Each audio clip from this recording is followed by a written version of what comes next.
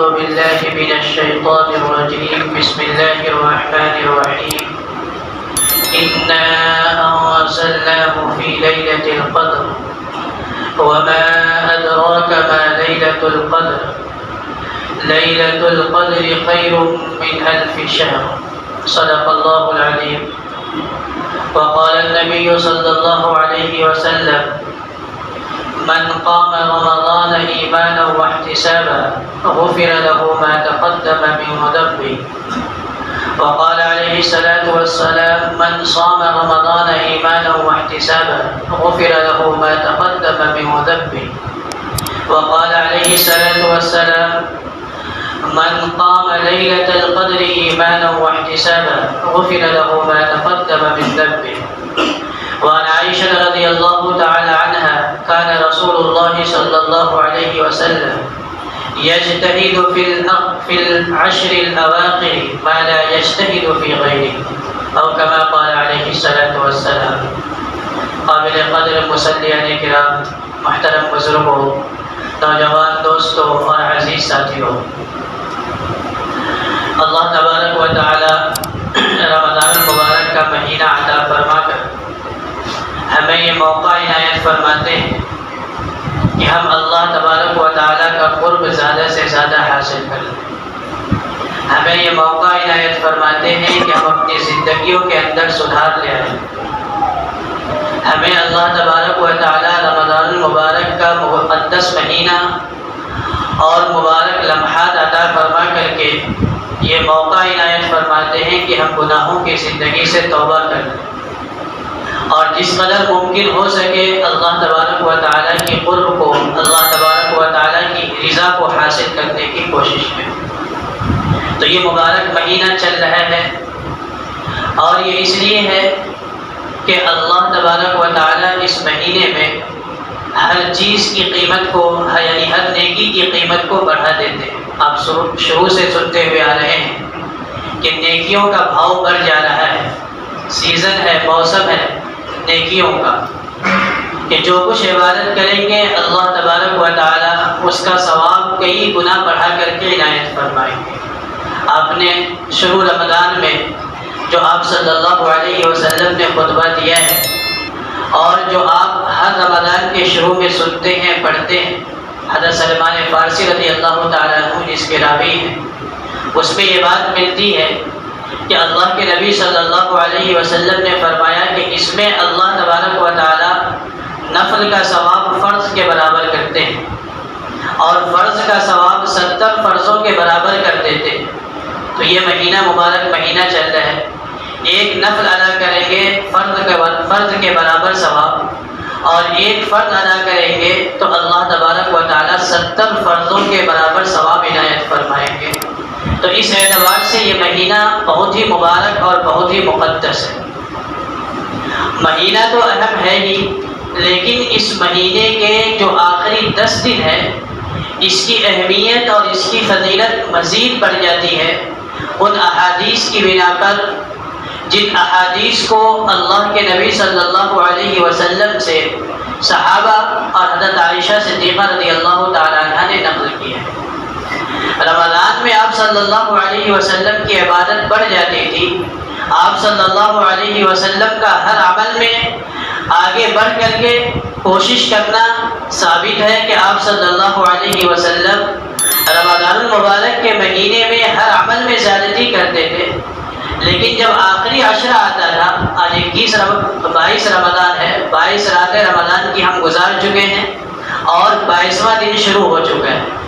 یعنی آخری عشرہ شروع ہوئے 2 دن ہو چکے ہیں، دوسرا دن ختم ہونے کو ہے.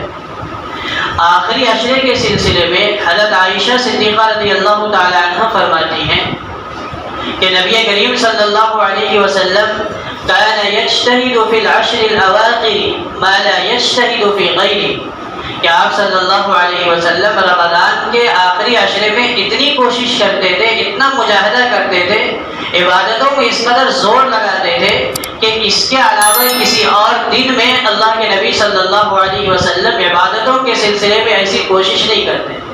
حالانکہ ہم سنتے ہیں، پڑھتے ہیں کہ عام دنوں میں بھی آپ صلی اللہ علیہ وسلم کی عادت شریفہ یہ تھی کہ تہجد میں کھڑے ہوتے تھے تو گھنٹوں کھڑے رہا کرتے تھے، اور آپ صلی اللہ علیہ وسلم تلاوت فرماتے تھے تہجد کی نماز میں، لمبی رکوع کرتے تھے، سجدے بھی طویل کیا کرتے تھے۔ یہ رمضان کے علاوہ کی بات ہے، اس قدر سجدے اس قدر طویل قیام ہوتا تھا، اتنا طویل کھڑے رہتے تھے کہ حتیٰ یتورمت قدما، کہ آپ صلی اللہ علیہ وسلم کے قدم مبارک پر ورم آ جاتے تھے۔ یہ رمضان کے علاوہ کی بات ہے کہ آپ صلی اللہ علیہ وسلم رمضان کے علاوہ میں بھی ایسی کوشش کرتے تھے، لیکن حضرت عائشہ صدیقہ رضی اللہ تعالیٰ عنہ بزرگوں فرماتی ہیں کہ اللہ کے نبی صلی اللہ علیہ وسلم آخری عشرے میں رمضان کے ایسی کوشش کرتے تھے، اس قدر مجاہدہ کرتے تھے، عبادتوں میں اس قدر زور لگاتے تھے کہ کسی اور دنوں میں دیکھنے کو نہیں ملتا تھا کہ آپ صلی اللہ علیہ وسلم ایسی کوشش کرتے ہیں۔ تو یہ بہت مبارک اور بہت ہی مقدس مہینے کے بہت ہی لمحات، بہت ہی قیمتی لمحات شروع ہو چکے ہیں، اور آہستہ آہستہ دبے پاؤں گزرتے جا رہے ہیں۔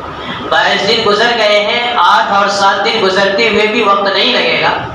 حاصل ہم نے کیا کیا اور ہم نے کیا کچھ کمایا، کیا کچھ گوایا، اصل یہ ہے کہ اس کی طرف توجہ دی جائے، اس کی طرف دھیان دی جائے کہ 22 دن گزر جانے کے بعد ہم نے رمضان میں کیا حاصل کیا، اور بچے ہوئے 7-8 دنوں میں ہمیں کیا حاصل کرنے کا ارادہ ہے، ہم نے کیا پروگرام بنایا ہے، ہم نے اپنے کیا نظام الاوقات بنایا ہے، ہم نے کیا ارادہ کیا ہے کہ کیسے راتیں گزارنی ہے اور کیسے دن گزارنے ہیں۔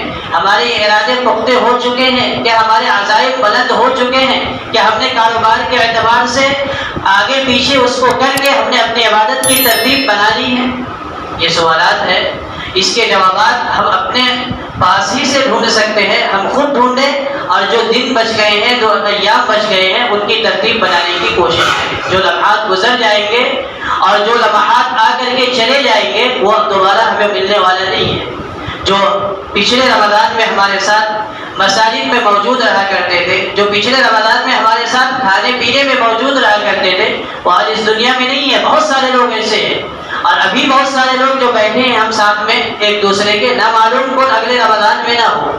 تو اس قدر قیمتی رمضان ہے کہ بزرگوں نے فرمایا کہ جسے ایک رمضان مل گیا گویا کہ اس کی عمر میں 70 سال کا اضافہ ہو گیا، کہ ہر نیکی کا ثواب 70 گنا مل رہا ہے۔ تو جو عبادت کرے گا 70 گنا ثواب، 70 گنا ثواب۔ تو گویا کہ عبادت کے اعتبار سے، نیکیوں کے اعتبار سے رمضان المبارک کا مہینہ ایسا ہے کہ جس خوش نصیب انسان کو زندگی میں ایک رمضان اور مل گیا تو گویا کہ عبادت کے اعتبار سے اس کی زندگی میں 70 سال کا اور اضافہ ہو گیا، گرچہ وہ ایک ہی مہینہ زندہ رہا۔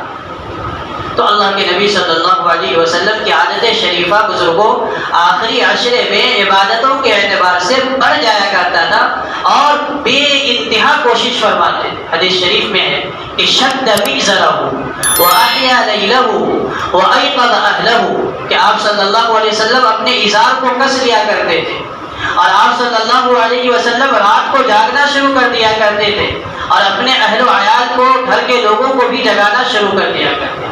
یہ رمضان کے آخری عشرے کے سلسلے میں حضرت عائشہ صدیقہ رضی اللہ تعالیٰ عنہ فرما رہی ہے۔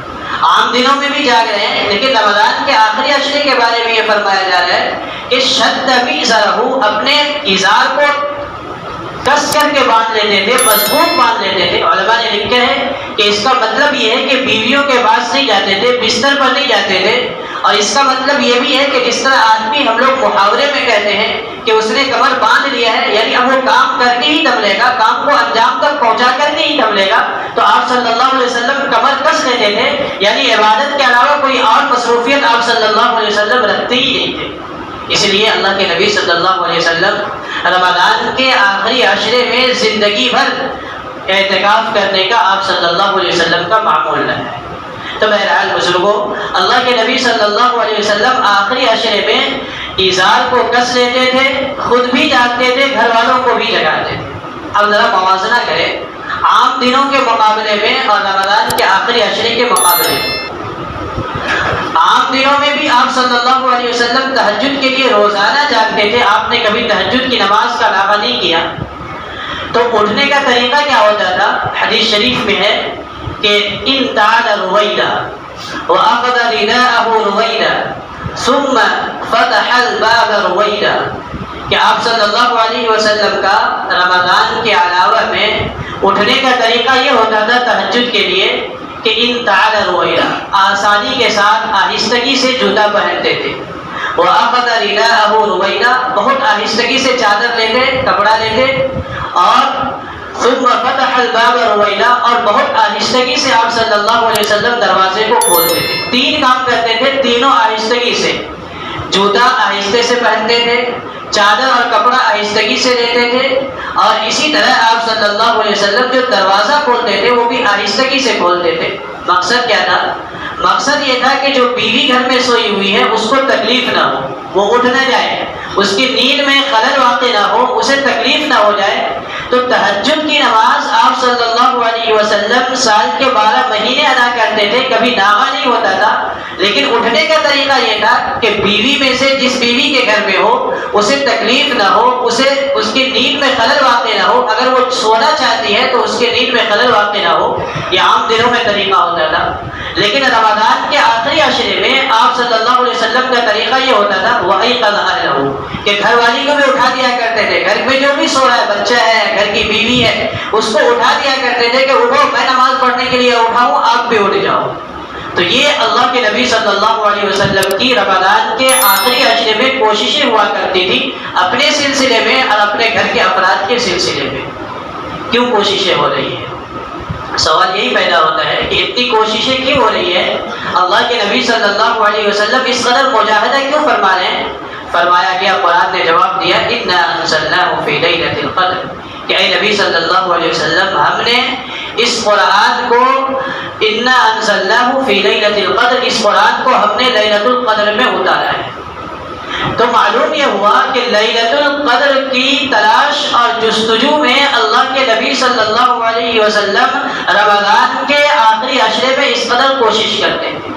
قرآن تو یوں کہہ رہا ہے کہ ہم نے لیلۃ القدر، اللہ تبارک و تعالیٰ تو یوں فرما رہے ہیں کہ ہم نے قرآن کو لیلۃ القدر میں، شب قدر میں اتارا ہے، لیکن یوں تو نہیں کہا رہا ہے کہ رمضان میں اتارا ہے۔ دوسری جگہ جو ہم سنتے ہیں قرآن کی آیت، شہر رمضان الذی انزل فیہ القرآن، رمضان کا مہینہ وہ مہینہ ہے جس میں قرآن نازل کیا گیا۔ تو قرآن نازل کیا گیا رمضان میں، اور اللہ تبارک و تعالیٰ نے قرآن کو اتارا لیلۃ القدر میں۔ معلوم ہوا کہ لیلۃ القدر جو ہے وہ رمضان میں ہے۔ تو لیلۃ القدر کی جستجو میں، لیلۃ القدر کی تلاش میں، شب برات کی تلاش، شب قدر کی تلاش میں اللہ کے نبی صلی اللہ علیہ وسلم ایسی جستجو کر رہے ہیں، ایسی کوشش کر رہے ہیں۔ کیوں؟ اس لیے کہ لیلۃ القدر خیر من الف شہر، لیلۃ القدر جو ہے، شب قدر جو ہے، وہ 1000 مہینوں سے بہتر ہے۔ کس اعتبار سے؟ عبادتوں کے اعتبار سے، کہ اگر آدمی ایک رات شب قدر کی زندگی میں پا لیتا ہے تو وہ 1000 مہینے گویا کہ عبادت کرتا ہے۔ علماء نے حساب لگایا اور لکھا کہ 1000 مہینے کے 83 سال 4 ماہ بنتے ہیں۔ تو اگر کوئی آدمی رمضان کے آخری عشرے میں کوشش کرتا ہے اور لیلۃ القدر پا لیتا ہے، شب قدر پا لیتا ہے، تو ایک رات میں اللہ تبارک و تعالیٰ اسے 83 سال 4 ماہ سے زائد، کس قدر زائد ہے میں آگے بات عرض کرتا ہوں، اس قدر اللہ تبارک و تعالیٰ ثواب عنایت فرماتے ہیں۔ تو اس لیے اللہ کے نبی صلی اللہ علیہ وسلم رمضان کے آخری عشرے میں بے انتہا کوشش کرتے تھے، بے انتہا جستجو کرتے تھے۔ لیلۃ القدر اللہ نے کیوں نازل کیا؟ پہلا سوال میں نے یہ رکھا کہ اللہ کے نبی صلی اللہ علیہ وسلم رمضان کے آخری عشرے میں اتنی کوشش کیوں کرتے تھے؟ جواب اس لیے کہ آپ صلی اللہ علیہ وسلم لیلۃ القدر کی جستجو میں ہوتے تھے، تلاش میں ہوتے تھے۔ لیلۃ القدر کیا ہے؟ 1000 مہینے سے بہتر ہے۔ کیوں؟ اللہ، دوسرا سوال، اللہ تبارک و تعالیٰ نے لیلۃ القدر، شب قدر اس امت کو کیوں عنایت فرمائی؟ حدیث شریف میں کئی ایک واقعات ہیں۔ اللہ کے نبی صلی اللہ علیہ وسلم نے صحابہ کرام کے مجمع میں عرض کیا کہ پہلی امتیں جو ہوا کرتی تھی ان کی عمریں بہت زیادہ ہوتی تھی، کوئی 500 سال زندہ رہ رہی ہے، کوئی قوم ہے 800 سال، کوئی قوم 900 سال، کوئی قوم 1000 سال زندہ رہ رہی ہے۔ نوح علیہ السلام کے بارے میں قرآن نے خود نقل کیا، فَلَبِثَ فِيهِمْ أَلْفَ 50 عَامًا أَلْفَ سَنَةٍ إِلَّا 50 عَامًا، کہ اللہ تبارک و تعالیٰ نے نوح علیہ السلام کو 1000 سال میں 50 سال کم اس دنیا میں رکھا۔ فلبث فیہم 1000 سنۃ الا 50 عاما، 50 سال کم 1000 سال میں، یعنی 950 سال حضرت نوح علیہ السلام اس دنیا میں زندہ رہے۔ تو جب وہ 950 سال زندہ رہے تو ان کی امت کی بھی عمریں زیادہ ہوتی تھی، کوئی 500 سال جی رہا ہے، کوئی 600 سال جی رہا ہے، کوئی 800 سال جی رہا ہے، کوئی 1000 سال سے اوپر کسی کی زندگی ہو رہی ہے۔ قرآن نے تو صرف نوح علیہ السلام کے بارے میں بتایا کہ وہ 950 سال زندہ رہے۔ تو اتنی لمبی لمبی عمریں ہو رہی ہے تو ظاہر سی بات ہے کہ اگر عمر لمبی ہوگی تو عبادتیں بھی زیادہ ہوگی۔ اگر عمر 900 سال ہو رہی ہے تو نمازیں بھی اسی اعتبار سے ہوگی۔ اگر عمر 900 سال ہو رہی ہے تو زکوٰۃ، صدقات، ذکر و اذکار اور جو بھی اس وقت کی عبادتیں رہا کرتی تھی وہ عبادتیں بھی ان کی زیادہ ہوگی۔ میں نے شروع میں رمضان کے شروع میں ایک حدیث نقل کی تھی، آپ کو یاد ہوگا کہ 2 صحابی کا انتقال ہوا۔ 2 صحابی ایک ساتھ ایمان قبول کیے، ایک دن ایک موقع پر ایک وقت میں آپ صلی اللہ علیہ وسلم کے دست مبارک پر ایمان قبول کیا۔ ایک کا انتقال اسی دن میں جس موقع پر انہوں نے ایمان قبول کیا اسی میں وہ شہید ہو گئے، اور دوسرے 1 سال کے بعد انتقال کیے۔ کسی نے خواب میں دیکھا کہ جس کا 1 سال کے بعد انتقال ہوا ہے وہ جنت میں پہلے جا رہے ہیں، اور جو شہید ہو گئے 1 سال پہلے وہ جنت میں بعد میں جا رہے ہیں۔ انہیں تعجب ہوا کہ شہید کا مرتبہ تو بہت زیادہ ہے، تو جو شہید ہوا وہ بعد میں جنت میں جا رہے ہیں، اور جو 1 سال کے بعد انتقال کیے ہیں وہ پہلے جنت میں جا رہے ہیں۔ اللہ کے نبی صلی اللہ علیہ وسلم نے فرمایا تعجب کس بات کی ہے؟ کیا وہ 1 سال زیادہ زندہ رہے تو 1 سال نمازیں نہیں پڑھی؟ کیا 1 سال اچھے اعمال زیادہ نہیں کیے؟ تو اعمال عمر زیادہ مل جانا اور اس عمر کے اندر نیکیوں کی توفیق مل جانا یہ اللہ کی بڑی نعمت ہے۔ شہادت کا کتنا بڑا مرتبہ ہے، لیکن شہادت ملنے والے شخص سے پہلے وہ آدمی جنت میں جا رہا ہے جو 1 سال نیکیوں کے ساتھ گزار رہا ہے۔ تو آج یہ کر رہا تھا کہ اللہ کے نبی صلی اللہ علیہ وسلم نے یہ فرمایا کہ آدمی جو اس دنیا کے اندر عمر وقت گزار رہا ہے، اللہ تبارک و تعالیٰ لیلۃ القدر میں اگر وہ ایمان کے ساتھ ثواب کی نیت سے وقت کو گزار لیتا ہے، شب قدر پا لیتا ہے، تو اللہ تبارک و تعالیٰ اس کو بے انتہا ثواب عنایت فرماتے ہیں 1000 مہینے سے زیادہ۔ تو اللہ کے نبی صلی اللہ علیہ وسلم کے ساتھ نے صحابہ کے سامنے عرض کیا کہ ان کی عمریں لمبی ہوا کرتی تھی، تو صحابہ کو حیرت ہوا اور صحابہ کو ذرا افسوس بھی ہوا کہ ان کی عمریں زیادہ ہوتی تھی تو عبادتیں زیادہ کرتے تھے، ہماری عمریں کم ہیں، کوئی 60 سال کوئی 70 سال جی رہا ہے، تو ہم تو اتنی عبادت نہیں کر سکتے۔ تو اللہ تبارک و تعالیٰ نے سورہ قدر نازل فرمائی، اِنَّا أَنزَلْنَاهُ فِي لَيْلَةِ الْقَدْرِ، کہ اے نبی صلی اللہ علیہ وسلم ہم نے اس قرآن کو لیلۃ القدر میں نازل فرمایا۔ پھر فرمایا وَمَا أَدْرَاكَ مَا لَيْلَةُ الْقَدْرِ، کہ آپ جانتے بھی ہیں کہ لیلۃ القدر کیا ہے؟ لیلۃ القدر شوق دلانے کے لیے کسی آدمی کو کہا جاتا ہے کہ یہ چیز ہے، آپ جانتے ہیں کہ یہ چیز میرے ہاتھ میں معمولی چیز مت سمجھیے، اس کی قیمت اتنی ہے، تو سامنے والا بیدار ہو جاتا ہے کہ نہیں یہ کوئی معمولی چیز اس کے پاس نہیں ہے۔ تو پہلے تعارف کرایا گیا کہ قرآن کو ہم نے لیلۃ القدر میں اتارا، یہی بہت بڑی بات تھی کہ قرآن جیسی عظیم کتاب لیلۃ القدر میں نازل ہو۔ پھر شوق دلانے کے لیے فرمایا گیا وما ادراک ما لیلۃ القدر، کیا آپ کو پتا بھی ہے کہ لیلۃ القدر کیا ہے؟ لیلۃ القدر خیر من الف شہر، لیلۃ القدر 1000 مہینے سے بہتر ہے۔ تنزل الملائکۃ والروح فیہا بإذن ربهم من کل امر، فرشتے اور روح یعنی جبرائیل علیہ السلام اس میں اللہ کے حکم سے اترتے ہیں ہر معاملے کو لے کر کے۔ سلام، یہ رات جو ہوتی ہے لیلۃ القدر کی، یہ سراپا سلامتی کی رات ہوتی ہے۔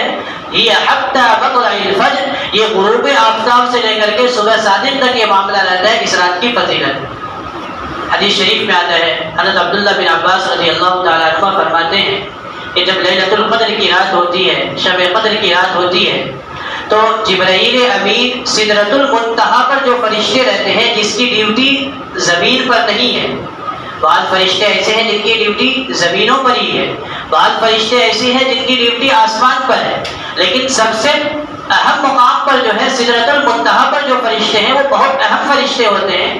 فرمایا کہ سدرۃ المنتہا پر جو فرشتے ہوتے ہیں لیلۃ القدر کی رات میں جبرائیل امین کے ساتھ وہ فرشتے زمین پر آتے ہیں، اور ہر اس آدمی سے، ایمان والے سے جو نماز میں، تلاوت میں، ذکر و اذکار میں، کسی بھی نیکی کے کام میں ہو، اس سے سلام کرتے ہیں، اس سے مصافحہ کرتے ہیں، گرچہ ہمیں اندازہ نہیں ہوتا۔ جس سے سلام کرتے ہیں، جس سے مصافحہ کرتے ہیں، اس کی دلیل یہ ہوتی ہے، اس کی علامت یہ ہوتی ہے کہ اس کا دل نرم ہو جاتا ہے، اس کا دل کہتا ہے کہ میں اب رو دوں اور میرے آنکھوں آنکھوں سے آنسو بہ پڑے جب وہ تنہائی میں بیٹھتا ہے اور جب وہ قرآن کی تلاوت کرتا ہے، جب وہ نماز کے لیے کھڑا ہوتا ہے، جب وہ دعا کے لیے ہاتھ اٹھاتا ہے، تو شب قدر کی علامت یہ ہے کہ اس آدمی کو آج شب قدر نصیب ہو چکی، جس کے دل نرم پڑ گئے کہ اس رات میں دل نرم پڑ جاتے. تو اس قدر عظیم الشان رات ہے، اور یہی ایک رات تو گزر چکی ہے، بلکہ کہیے 2 رات گزر چکی ہے آخری عشرے کی، لیکن اللہ کے نبی صلی اللہ علیہ وسلم نے ہمارے لیے اتنی آسانیاں پیدا فرمائی ہے بزرگوں کی، ذرا سی ہم کوشش کریں تو شب قدر ہم میں سے ہر ایک شخص حاصل کر سکتا ہے، اس کی فضیلت کو حاصل کر سکتا ہے. بالکل نہیں بتا دیا کہ نہیں 27 کو ہی ہے، یہ بھی نہیں بتا دیا کہ 21 کو ہی ہے، لیکن اتنا بتا دیا کہ ذرا کوشش کرو، محنت کرو، 21 23 27 29 ان 5 راتوں میں سے کسی رات میں تمہیں شب قدر نصیب ہو جائے گی. اگر یہ 5 رات کیا مشکل ہے ایک انسان کے لیے، ایک ایمان والے کے لیے جو اللہ پر یقین رکھتا ہو اور جو آخرت پر ایمان رکھتا ہو، کہ سال میں 5 راتیں جاگ کر کے گزار دے، اتنے بڑے خیر کی توقع ہو، اتنے بڑی خیر کی امید ہو، اور آدمی 5 رات گزار دے جاگ کر کے عبادتیں ان کے اندر، تو یہ کتنے مشکل ہے.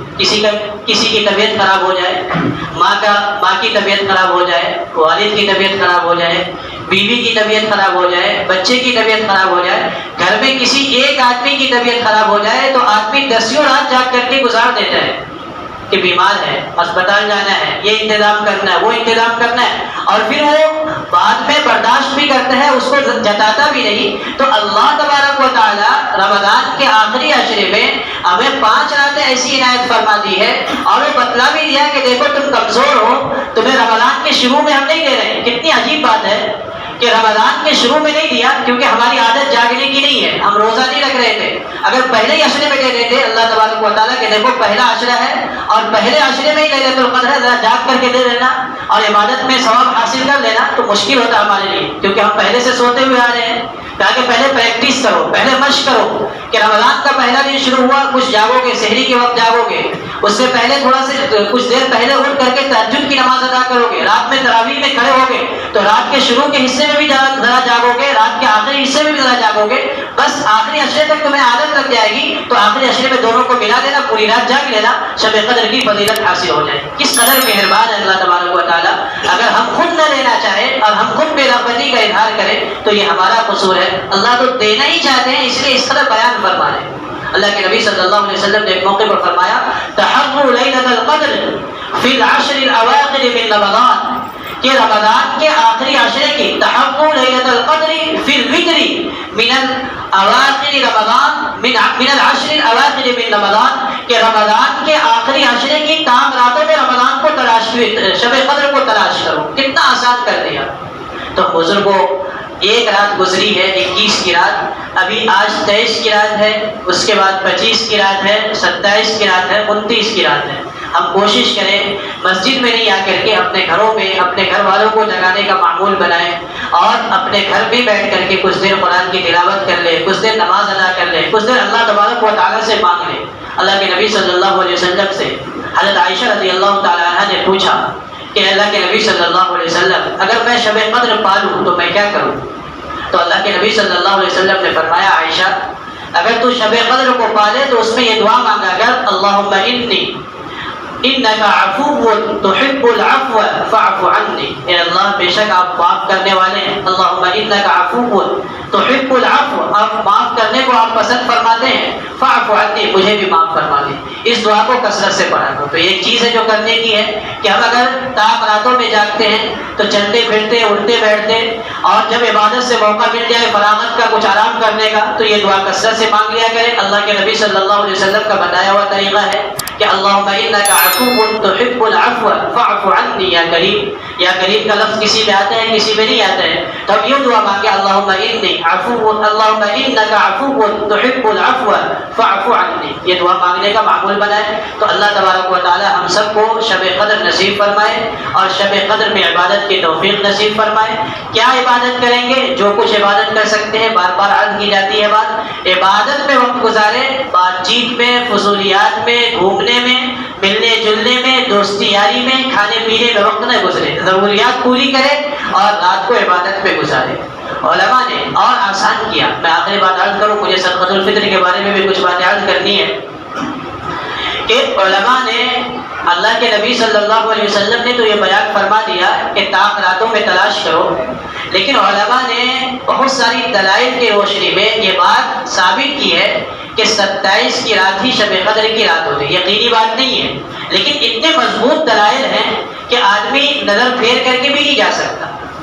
انہوں نے ایک نقطہ بیان کیا کہ آپ سورۃ القدر پڑھیں گے تو اس میں دیکھیے لیلۃ القدر کا لفظ جو ہے 3 مرتبہ آیا، انا انزلناه في ليلة القدر وما ادراك ما ليلة القدر لیلۃ القدر خیر من الف شہر۔ پوری صورت میں لیلۃ القدر کا لفظ جو آیا ہے وہ 3 مرتبہ آیا ہے، اور لیلۃ القدر میں جو حروف ہیں وہ 9 ہیں، لام یا لام تا الف لام قاف دال لام۔ اب گن لیں تو لیلۃ القدر کا لفظ آیا ہے 3 مرتبہ اس صورت میں، اور لیلۃ القدر میں حرف جو ہے وہ 9 ہے، 9 کو 3 میں ضرب دیجیے 27 بنتا ہے۔ تو علماء نے لکھا یہ نقطہ نکالا کہ 9 کو 3 میں ضرب دینے سے 27 بنتا ہے، لہذا شب قدر جو ہے وہ یقینی طور پر 27 کی رات کو ہوتی ہے۔ لیکن انہوں نے دلیل دی ہے، اسے صرف نظر نہیں کر سکتے۔ دوسری دلیل جنہوں نے کہا ہے کہ 27 کو ہی شب قدر ہوتی ہے، انہوں نے کہا کہ الفاظ ہم گنے سورۃ القدر کی، انا انزلناہ فی لیلۃ القدر، 5 ہو گئے، الفاظ حرف نہیں، الفاظ گنے تو انا انزلنا سے لے کر کے یہ حتی مطلع الفجر تک 30 الفاظ بنتے ہیں، مکمل مہینے کے 30 دن، تو الفاظ بھی اس میں 30 ہے۔ قرآن کا اعجاز دیکھیں، قرآن کے اندر جتنی گہرائی میں جائیں گے اس قدر باریکیاں نکلتی ہے، تو قرآن کے اندر انا سے لے کر کے یہ حتی مطلع الفجر تک 30 الفاظ ہیں، لفظ حرف نہیں الفاظ، اور 30 الفاظ میں سے 27واں لفظ جو ہے وہ ہی ہے، اور ہی کی ضمیر جو لوٹ رہی ہے، ہی سے جو مراد ہے وہ لیلۃ القدر ہے۔ تو 27ویں لفظ کو استعمال کیا اللہ تبارک و تعالیٰ نے ہی کو، اور ہی سے مراد لیلۃ القدر ہے، لہذا شب قدر 27ویں رات میں۔ اس کے علاوہ بہت ساری دلیلیں علماء نے لکھی ہے، لیکن یہ صرف دلیلیں ہیں۔ اللہ کے نبی صلی اللہ علیہ وسلم نے جو بیان فرمائی ہے وہ آخری عشرے کی فضیلت بیان فرمائی ہے، اور آخری عشرے میں طاق راتوں کے اندر اللہ کے رسول صلی اللہ علیہ وسلم نے فرمایا ہے کہ اس کو تلاش کرو۔ تو اللہ تبارک و تعالیٰ ہم سب کو لیلۃ القدر نصیب فرمائے۔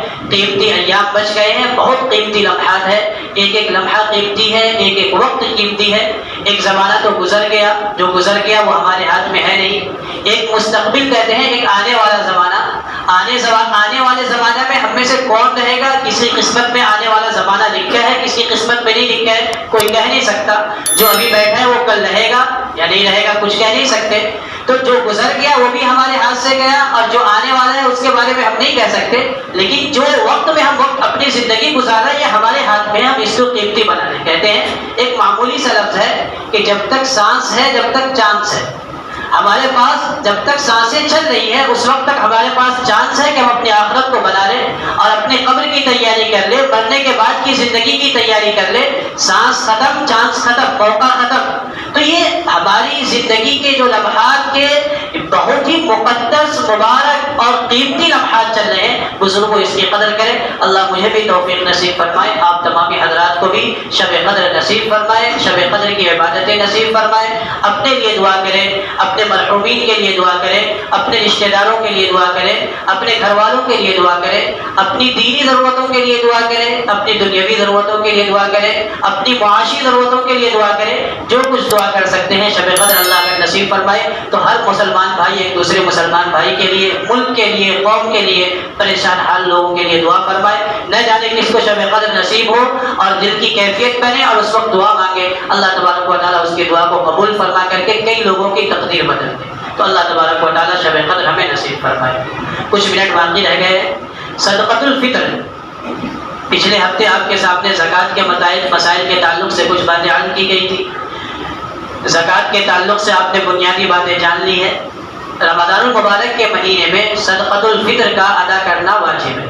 اللہ کے نبی صلی اللہ علیہ وسلم نے فرمایا زکوٰۃ الفطر واجبۃ، فرض رسول اللہ صلی اللہ علیہ وسلم زکوٰۃ الفطر طہرۃ للصائم من اللغو والرفث وطعمۃ للمساکین، کہ رسول اللہ صلی اللہ علیہ وسلم نے صدقۃ الفطر کو واجب قرار دیا ہے روزے دار کے لغو اور بیکار باتوں کی وجہ سے جو خرابی آ گئی ہے اس سے پاکی کے لیے، اور مساکین اور غریبوں کی غذا کے لیے۔ تو دو مقصد اللہ کے نبی صلی اللہ علیہ وسلم نے بیان فرمایا کہ ہم کتنے بھی اچھے سے روزہ رکھیں، کھانے پینے سے تو بچ جاتے ہیں، لیکن آنکھ کی حفاظت نہیں ہو پاتی، زبان کی حفاظت نہیں ہو پاتی، دل کی حفاظت نہیں ہو پاتی، سوچ کی حفاظت نہیں ہو پاتی۔ تو کھانے پینے سے روزے کی حالت میں تو ہم بچ جاتے ہیں، لیکن یہ تمام کوتاہیاں ہم سے کچھ نہ کچھ ہو ہی جاتی ہے۔ تو ان کوتاہیوں کی بھرپائی کے لیے اللہ تبارک و تعالیٰ نے صدقۃ الفطر رکھا ہے۔ فرمایا فمن اداها قبل الصلاۃ فہی زکوۃ مقبول ہے، جس نے عید الفطر کی نماز سے پہلے صدقۃ الفطر ادا کر دیا، اس نے صحیح معنوں میں زکوٰۃ صدقہ فطر کو ادا کیا۔ ومن اداها بعد الصلاۃ فہی صدقۃ من الصدقات، اور جس نے عید الفطر کی نماز کے بعد صدقۃ الفطر ادا کیا، اس نے ایک صدقہ میں سے ایک صدقہ کر دیا، یعنی صحیح معنوں میں زکوٰۃ و صدقۃ الفطر کو ادا نہیں کیا۔ تو کوشش اس بات کی ہونی چاہیے کہ عید الفطر کی نماز کی ادائیگی سے پہلے ہی ہم صدقۃ الفطر کو ادا کر دیں۔ اس میں غریبوں کی مدد ہے، غریبوں کی کفالت ہے، غریبوں کے لیے کھانے کا انتظام کرنا ہے۔ سوال یہ پیدا ہوتا ہے کہ صدقۃ الفطر کن لوگوں پر واجب ہے؟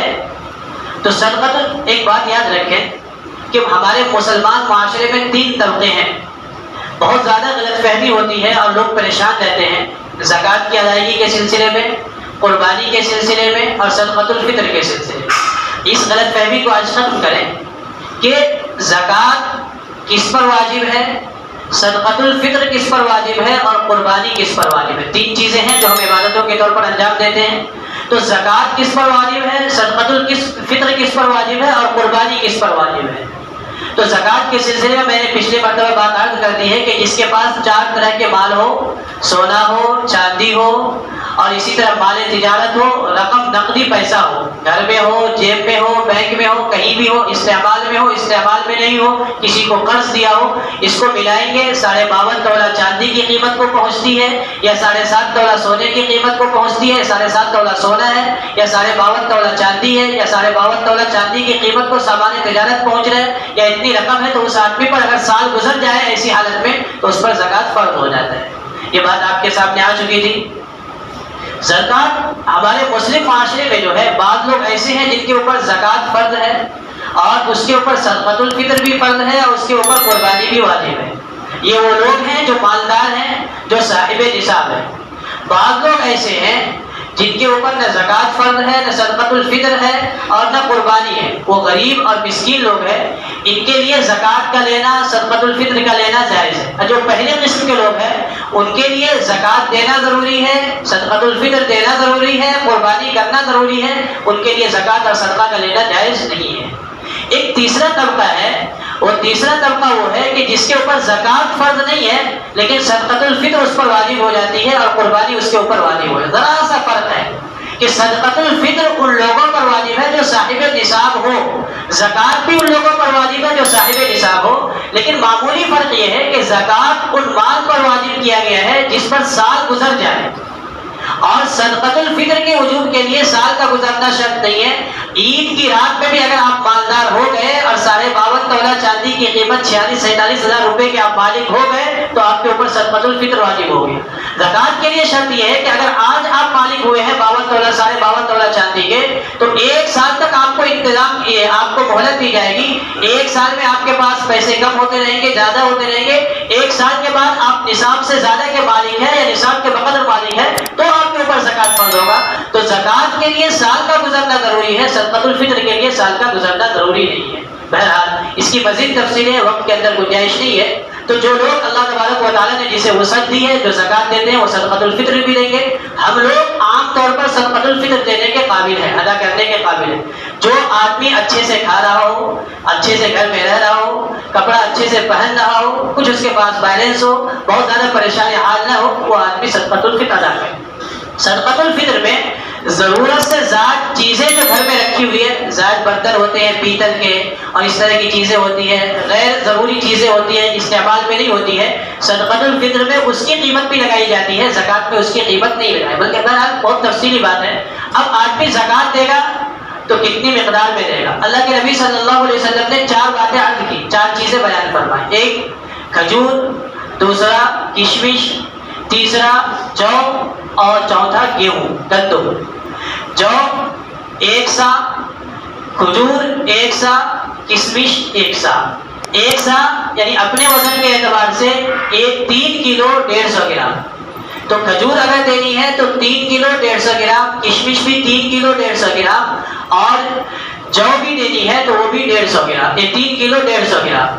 اور اگر گیہوں سے گندم سے ادا کرنی ہے تو وہ نصف سا ہے، یعنی 1 کلو 600 گرام کے قریب بنتا ہے، 1.25 کلو بیان کر دیا جاتا ہے احتیاط کے طور پہ۔ اب ہمارے معاشرے میں ہم لوگ جو عام طور پر صدقۃ الفطر ادا کرتے ہیں تو سب سے آسان چیز لیتے ہیں، گیہوں لیتے ہیں۔ گیہوں کی قیمت اس وقت مہاراشٹر کے اعتبار سے، بمبئی اور اطراف کے اعتبار سے 70 روپے ہے، 2.25 کلو قیمت کی 2.25 کلو کی قیمت بنتی ہے۔ یہ 4 چیزیں بیان کی گئی ہے، یہ چاروں چیز دینا ضروری نہیں ہے، ان کی قیمت دے دیں گے تو بھی صدقۃ الفطر ادا ہو جائے گی۔ کوئی آدمی اتنی قیمت کا چاول خرید کر کے دے دے گا جب بھی صدقۃ الفطر کی ادائیگی ہو جائے گی، اتنی قیمت کا اگر غریب کو کپڑا دے دے گا تو بھی صدقۃ الفطر کی ادائیگی ہو جائے گی۔ تو یہ چیزیں ہیں، 4 چیزیں۔ مالداروں کے لیے مشورہ یہ ہے جسے اللہ نے حیثیت دی ہے کہ وہ نصف سا گیہوں کے اعتبار سے صدقۃ الفطر نہ نکالے، 70 روپے سے غریب کا کیا بھلا ہو جائے گا۔ لیکن جو لوگ معمولی حیثیت کے ہیں، جسے بہت زیادہ اللہ نے فراوانی عطا نہیں فرمائی ہے، وہ 70 روپے سے لے دیں۔ لیکن جسے اللہ نے وسعت دی ہے، کچھ زیادہ نہیں دی ہے لیکن دی ہے، تو وہ گندم کے اعتبار سے نکالے، جو کے اعتبار سے نکالے کہ جو ہے یہ 3 کلو 150 گرام کے اعتبار سے لینا ہے، اس کی قیمت نکالیں گے تو کم سے کم 175 روپے بنتے ہیں، تو کچھ غریب کا بھلا ہو جائے گا۔ اور اگر اللہ نے اور وسعت دی ہے تو آپ کھجور کے اعتبار سے نکالیے، دیکھیے کہ 3 کلو اور 150 گرام کی قیمت کیا بنتی ہے، اس اعتبار سے قیمت نکال کر کے زکوٰۃ صدقۃ الفطر نکالیے۔ بہرحال یہ کچھ باتیں صدقۃ الفطر کے تعلق سے آپ کے سامنے عرض کی۔ کون نکالے گا؟ تمام مرد کی طرف سے، تمام عورت کی طرف سے، بچے کی طرف سے، یہاں تک مسئلہ بیان کیا جاتا ہے کہ جو بچہ عید کی رات میں بھی پیدا ہوا، صبح صادق سے پہلے اس کی طرف سے بھی صدقۃ الفطر نکالا جائے گا۔ اور جو آدمی عید الفطر کی رات میں صبح صادق سے پہلے انتقال کر گیا، اس کی طرف سے صدقۃ الفطر نہیں ہے۔ جو بچہ ماں کے پیٹ میں ہو، اس کی طرف سے صدقۃ الفطر نہیں ہے۔ پاگل بچہ ہے، مجنون بچہ ہے، اس کی طرف سے بھی باپ کو ادا کرنی پڑے گی۔ اور اسی طرح نابالغ بچہ ہے تو نابالغ بچے کی طرف سے بھی صدقۃ الفطر کا نکالنا ضروری ہے اور واجب ہے۔ اور صدقۃ الفطر کے سلسلے میں یہ بات بھی آخری یاد رکھنی ہے کہ صدقۃ الفطر کے نکالنے کا مستحب وقت جو ہے وہ عید الفطر کی نماز سے پہلے تک کا ہے۔ تو کوئی آدمی رمضان میں نکال دے، بلکہ بہتر یہی ہے تاکہ غریبوں تک پیسے پہنچ جائے، رقم پہنچ جائے، تو یہ اچھی بات ہے۔ لیکن نماز کے بعد کا انتظار نہ کرے۔ ابھی یہ ایسا ماحول بنا ہوا ہے کہ ہم لوگ بالکل مطمئن رہتے ہیں، جب نماز پڑھنے کے لیے آتے ہیں تو معلوم ہے کہ مسجد میں جھولی گھمائی جائے گی صدقۃ الفطر کے تعلق سے، اس پہ ڈال دیں گے۔ اتنی بے فکری کا مظاہرہ نہ کرے، ڈھونڈے کون غریب ہے کون مسکین ہے، اس کو پہلے پہنچا دیا جائے۔ ہاں کسی وجہ سے نہ نکال پائے تو نماز سے پہلے اس کو ادا کر دیا جائے۔ اللہ تبارک و تعالیٰ ان باتوں کو سمجھ کر کے عمل کی توفیق نصیب فرمائے۔ وآخر دعوانا الحمدللہ۔